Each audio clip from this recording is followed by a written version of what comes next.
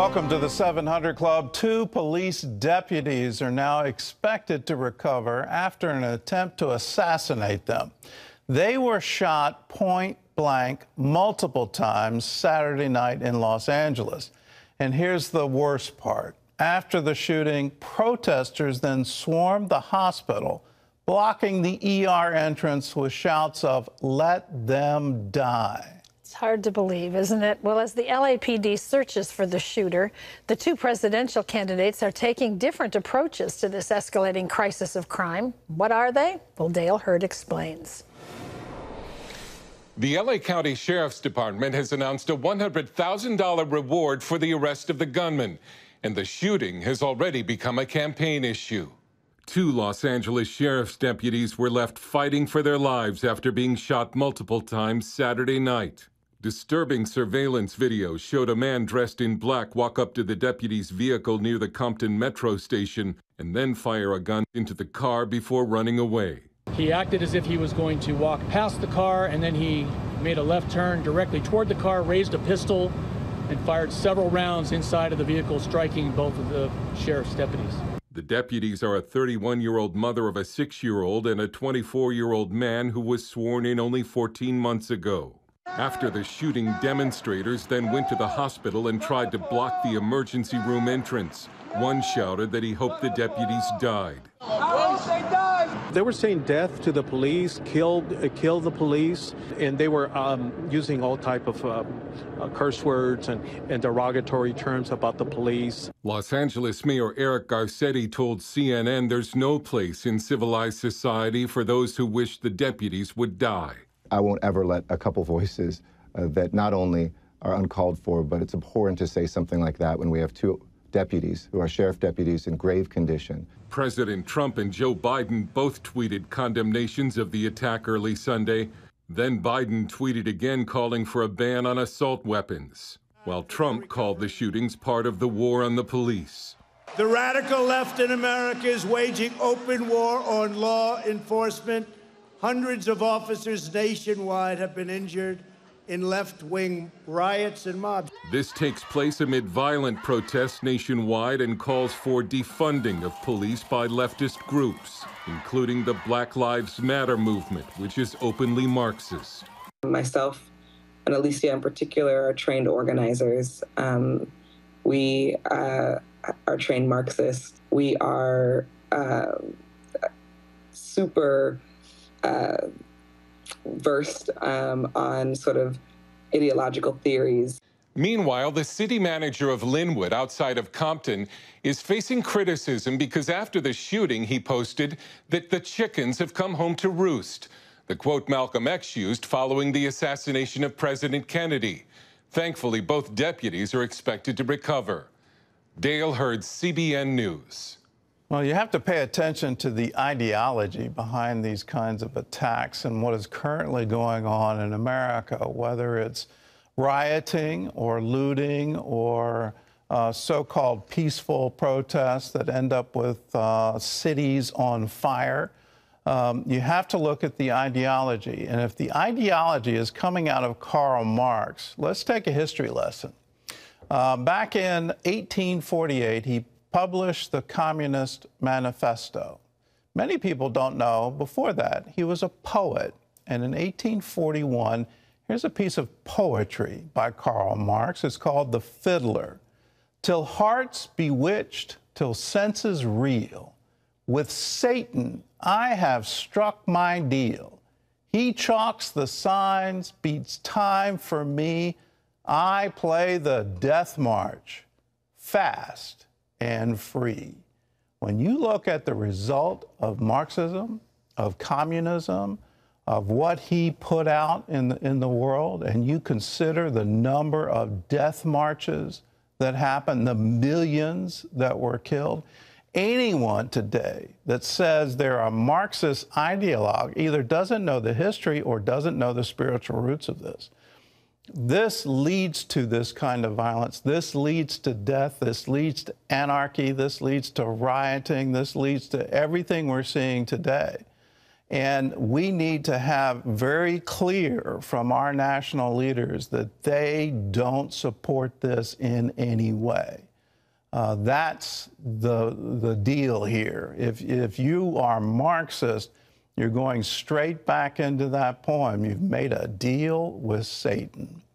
In other news, at least 33 people are dead and 500,000 ordered to evacuate as wildfires sweep the western states. John Jessup has more on that story from our CBN News Bureau in Washington. John? That's right, Gordon. 100 fires in 12 western states are devouring millions of acres. In California, where firefighters are stretched to the limit, neighbors are helping each other protect their homes. Chuck Holton reports from Sugar Pine near Yosemite National Forest. The landscape is truly apocalyptic. Millions of acres of forest are burning along the west coast, the smoke blotting out the sun. Dozens have died, and officials fear that number could go much higher. Here in Yosemite National Park, the normally breathtaking scenery is hidden by a choking layer of smoke and falling ash, and the fire season is only getting started. The Creek Fire in the Sierra National Forest is keeping 1,600 firefighters busy day and night, but considering its size, locals say that's not nearly enough. The whole area for miles around burned, and it burned Monday, I believe. So I'm worried about my stock. Hasn't got anything to eat for 4 or 5 days. I'm hoping to get back as soon as the officers and officials will let me in. The smoke coming from this 175,000 acre fire is almost overwhelming up here, just about an hour to the east of Fresno, California. And it's blanketing all of Southern California, all the way to Las Vegas, Nevada. But that's not necessarily a bad thing, according to some of the officials who say that this blanket of smoke is part of what is helping to contain this fire. The one thing that we're trying to share with folks is that while this smoke is a real burden and it's not any fun to have your community socked in smoke and be breathing this, it's actually doing a lot of good because it's moderating fire behavior substantially. And that's giving us a chance to try to get out in front of this thing. The Trump administration has dedicated more than 26,000 personnel to assist, dozens of grants paying for fire suppression and to help rebuild. My administration is closely coordinating with state and local leaders, and we want to thank the more than 200,000 people that are working on it and 28,000 firefighters and first responders who courageously and bravely are fighting out there. But in many places, residents aren't waiting for government help. They're helping each other to try and save their communities. So the other day I put out a call and to have some friends come help me on our property, brush in case it's fire. The Creek Fire comes this way because the fire departments are short. And man, I have 12 guys showed up and 4 other guys on the other side cutting line, and it's just amazing. These guys are making the road wider and just making it so the fire department comes in, they have an easier time to try to stop the fire coming down. Despite the massive response from state and federal governments, the fires continue to rage out of control, and residents here are continuing to pray for the best and prepare for the worst. I've been a firefighter for about 34 years now, wildland mostly, and I've seen a lot of wildfires, but I haven't seen any fires like this that have been so widespread up and down throughout the state. So we are getting ready in advance of the fire that may or may not come this way, but we're doing the hazard reduction that we need to do to fortify the community here and make it safe. And they're doing a good job of it so far. We're well organized, but like I said, I haven't seen any fires like this in a long time. Chuck Holton, CBN News, Sugar Pine, California. Thanks, Chuck. New Orleans is in the crosshairs of Tropical Storm Sally, forecast to hit the city as a hurricane early Tuesday. Millions along the Gulf Coast are getting ready for high winds and heavy rain. The storm dumped nearly a foot of rain on the Florida Keys over the weekend.